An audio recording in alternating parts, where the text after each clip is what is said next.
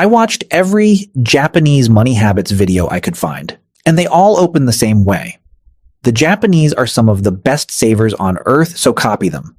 There's just one problem. Right now they're not. Japan's household savings rate collapsed decades ago, and at one point it went negative.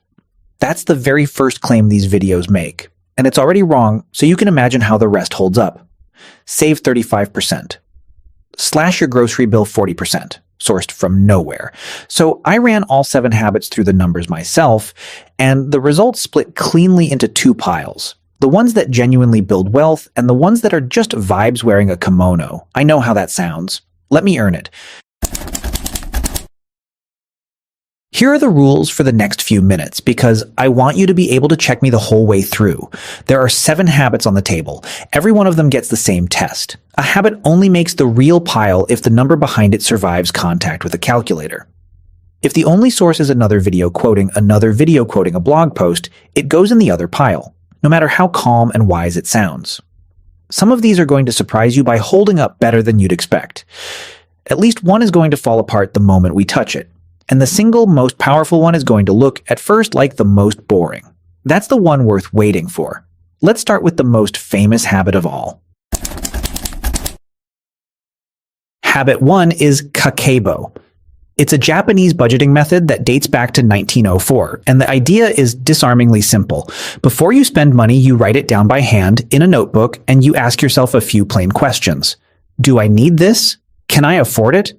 Will I actually use it? That's the whole method.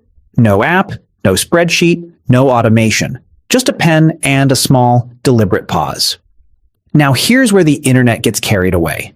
Nearly every article you'll find repeats the same figure. Kakeibo saves you 35% of your monthly spending. 35%. That would be extraordinary.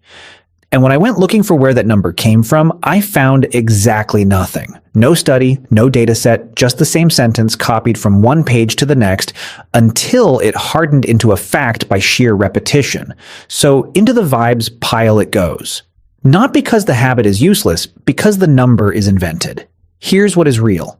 The act of writing a purchase down by hand before you make it forces a delay between the impulse and the payment. And that delay is where a surprising number of purchases quietly die. Think about the last impulse buy you regret. There was a moment right before it where a 10-second pause and one honest question, do I actually need this, would have killed it. Kakeibo just makes that pause the default instead of the exception. You don't need a fake 35% to justify it. You just need to notice how many things you almost bought this week that you'd have forgotten about entirely if a notebook had made you stop. The mechanism is friction. Friction is real. The percentage was fiction. Habit 2 is the one the Japanese call paying yourself first, and it might be the least glamorous idea in personal finance.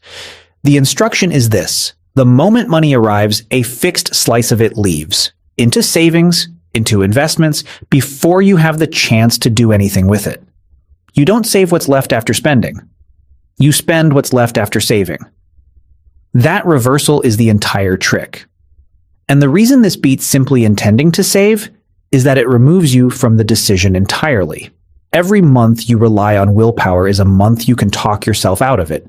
Something comes up, the transfer waits until next paycheck, and next paycheck never quite arrives. Automation doesn't ask you to be disciplined 12 times a year. It asks you once, on setup day, and then it stops asking. That's why it works, and New Year's resolutions don't. And this one goes straight into the real pile because the math isn't in dispute. Suppose you automate $200 a month. Not a heroic amount, the price of a modest dinner out moved somewhere useful. You do it for 30 years and we'll assume a 7% average annual return, which is roughly what a broad stock market index has delivered over long stretches of history.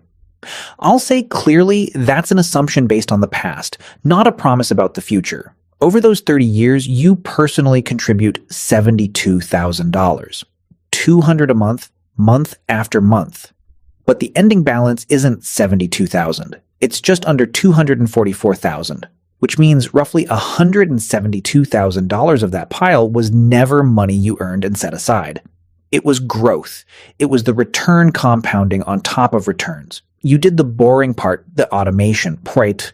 And time did the spectacular part. That's not a vibe. That's arithmetic, and you can run it yourself.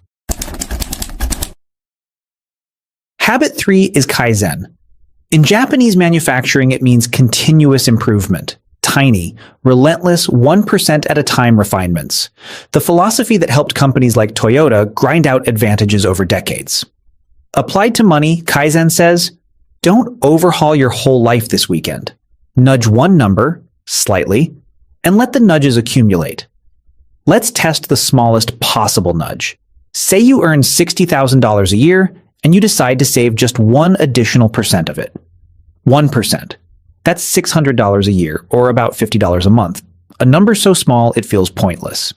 Invest that $50 a month for 30 years at that same 7% assumption, and it grows to just under $61,000. From a change you would barely feel in your monthly budget. But Kaizen gets more interesting when you stop thinking in dollars and start thinking in years. And that's the thread I want you to hold on to because we're going to pull on it hard later. For now, just plant this. A person who nudges their savings rate up by a few points doesn't just end up with more money, they end up with more time. This one's real, and it's quietly one of the most important ideas in the entire video. Habit 4 is the cash habit. Japan remained a heavily cash-based society long after much of the world went digital, and the claim attached to it is that paying with physical cash makes you spend less than paying with a card. Now, this one has actual research behind it, which is rarer than you'd think. In a well-known MIT study from 2001, researchers ran an auction and found people were willing to pay dramatically more, in some cases roughly double, when they bid using a credit card instead of cash. So does that go in the real pile? Partly. And this is exactly the kind of place where I have to be careful with you because it would be easy to take that double figure and run. Here's the honest version. That study was an auction for sports tickets in a lab. It measured willingness to pay under fairly extreme conditions. It does not mean you spend twice as much on your groceries when you tap a card. The everyday effect is real, it's been replicated, and it points in a consistent direction. Cards and taps make spending feel abstract, so we do a little more of it. The reason has a name: coupling. When you pay cash, the loss and the purchase happen in the same instant. You physically watch a finite thing leave your hand, and your brain registers it as a loss right then. A card decouples that. You get the thing now, and the pain arrives weeks later, buried in a statement among 30 other charges. The spending brake that cash engages automatically just never fully presses. But it's a nudge, not a doubling. The habit belongs in the real pile. The headline number belongs in the vibes pile. Same study, two piles, depending on how honestly you quote it. Now we need to talk about the thing this entire genre is built on, and the thing almost nobody says out loud. The premise of every one of these videos is that the Japanese are exceptional savers, and that's why you should imitate them. So let's actually look at the number. Japan's household savings rate peaked in the mid-1970s at around 23%. That's genuinely high, and that's the era the myth comes from.